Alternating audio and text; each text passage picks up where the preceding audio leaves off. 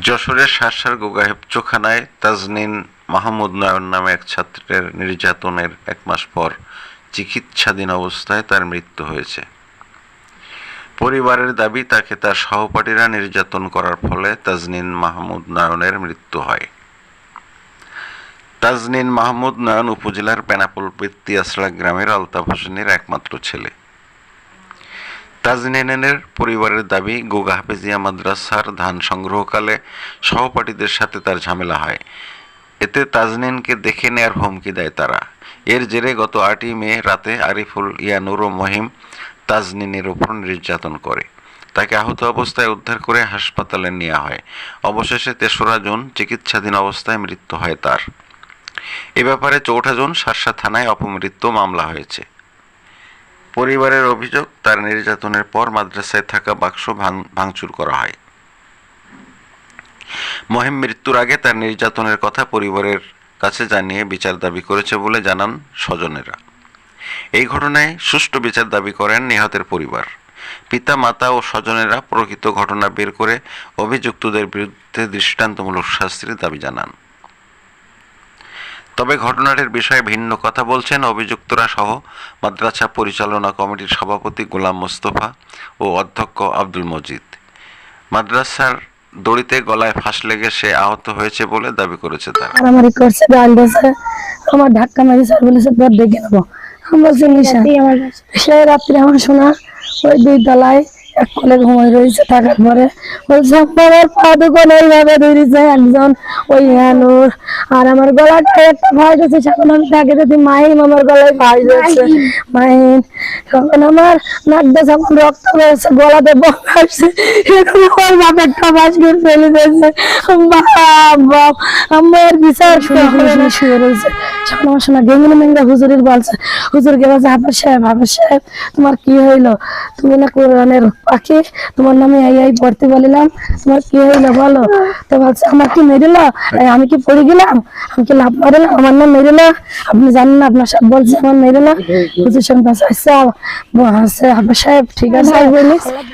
ওই যে আমাদের পাশের কি আমরা ইয়ানুর আর মাইন আমার ভাই বলেছে আমার একটাই কষ্ট, আমার এই বিচার আমি যেন দেখে যেতে পারি। হুজুরদের বলেছে ওদের আমার সামনে নিয়ে এসো, আমি তোদের 2টা প্রশ্ন করবো, প্রশ্নের উত্তর যদি ওরা দিতে পারে তা দিতে পারলে, আর না দিতে পারলে ওরা আমার যেভাবে মেরেছে সেইভাবে মারবো, কোনো টাকা লাগবে, মারের বদলে মায়ের, খুনের বদলে খুন। আমরা বিচার চাই, আমরা এখন সুষ্ঠু বিচার চাই। আমার শোনা ওই যে শুয়ে রয়েছে যে 2জন আমার ভাই এরকম করেছে, আমরা তাদের এইভাবে, আমার ভাই যেমন তিলে শেষ হয়ে গেছে, আমরা এইভাবে তাদের তিলে শেষ হয়ে মানে আমাদের।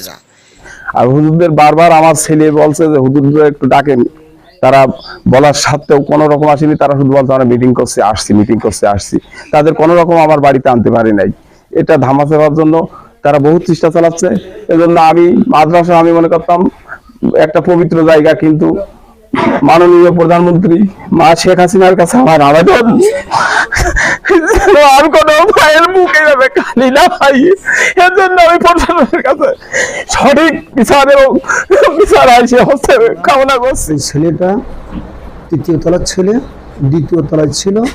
তো পরে বৃষ্টি আসলে ওর গায়ে বৃষ্টি লাগে, ও চলে যাওয়ার চেষ্টা করে। আরো 2জন ছিল সাথে। তো প্রথমটা টপকে চলে গিয়েছে, আমার দেখা হয়েছে, আমিও দেখেছি। আপনার ওই অলটা, ওই যে থামটা পেরিয়ে যাওয়ার চেষ্টা করেছে। প্রথম ছেলেটা চলে গেছে, 2য় ছেলেটা। এর পর ওর আব্বা চলে আসছে, এসে ওর আব্বা ওখান থেকে যশোর সদরে নিয়ে যায়। তো ইতিমধ্যে গত পরশু দিন দুঃখজনক কোনো ঝামেলা হয়েছে, আমার সাথে কোনো ঝামেলা হয়নি। ঝামেলা হয়েছে মাইনের সাথে মাদ্রাসায় এসে, সেটা তো মানে রাত্রি পড়ে গেছে। রাত্রি পড়ে যাওয়ার পরে আমিও ছিলাম, আমি দেখেছি। মোহাম্মদ আরিফুল ইসলাম, মাদ্রাসায় 2টো ধান মরশুমে কালেকশন হয়। কালেকশনে যাওয়ার পরে 1 বস্তা করে ধান হয়ে গেলে মানে মসজিদে ধানটা রেখে আসি। এখন তাজমির আর একটা ছেলে পাঠাইছিলাম ধানটা মসজিদে রেখে আসতে। ও গিয়ে আর অনেকক্ষণ আসে না, এদিকে আমাদের কাছে অনেক ধান হয়ে গেছে, আমরা বোঝা চাকাতেও পারছি না। এই জন্য মাহিন্দে পাঠাইছিলাম যে দেখে একদিন ওরা কি করছে। মাহিন যে দেখে যে ওরা বসে বসে গল্প খাচ্ছে বা বিস্কুট খাচ্ছে। এবার ও আসার পর আমি বলছি তুই কি হচ্ছে এই জায়গায় হচ্ছে গল্প করছে বসে রয়েছিস, তো আমাদের দিকে কষ্ট হচ্ছে, অনেক ধান হয়ে গেছে, আমরা জায়গাতে পাচ্ছি না, তুই কি এই জায়গায় বসে থাকতে আছিস? তাছাড়া